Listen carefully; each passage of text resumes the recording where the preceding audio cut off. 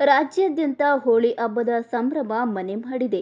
Chemical ಮಿಶ್ರಿತ ಬಣ್ಣವನ್ನ ಬಳಸಿ ಹೋಳಿ ಆಡುವುದು ಸಾಮಾನ್ಯವಾಗಿದೆ.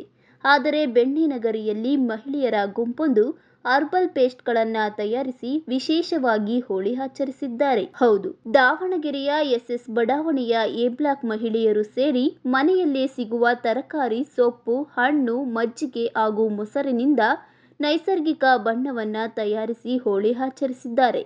ಇನ್ನು ವಿವಿಧ ತರಕಾರಿ, ದಾಸವಾಳ, ಸೇಬು, ಕಲ್ಲಂಗಡಿ, ಆರೆಂಜ್, ಸೊಪ್ಪು, ಮೆಹಂದಿ, ಬೀಟ್ರೂಟ್, ಕ್ಯಾರೆಟ್, ಕಡಲೆ ಹಿಟ್ಟು, ಟೊಮೆಟೊ, ಅಕ್ಕಿ ಹಿಟ್ಟು, ಆಲೂವೆರಾ, ಮೊಸರು ಹಾಗೂ ಕರಿಬೇವು ವೀಳ್ಯದೆಲೆ ಈ ಎಲ್ಲ ಬಳಕೆಯ ಪೇಸ್ಟ್ ಮಾಡಿ ಕೃತಕ ಬಣ್ಣಗಳಿಗೆ ಗುಡ್ ಬೈ ಹೇಳಿ ಹರ್ಬಲ್ ಪೇಸ್ಟ್ನಿಂದ ಹೋಳಿ ಹಬ್ಬವನ್ನು ಸಂಭ್ರಮದಿಂದ ಆಚರಿಸಿದ್ದಾರೆ.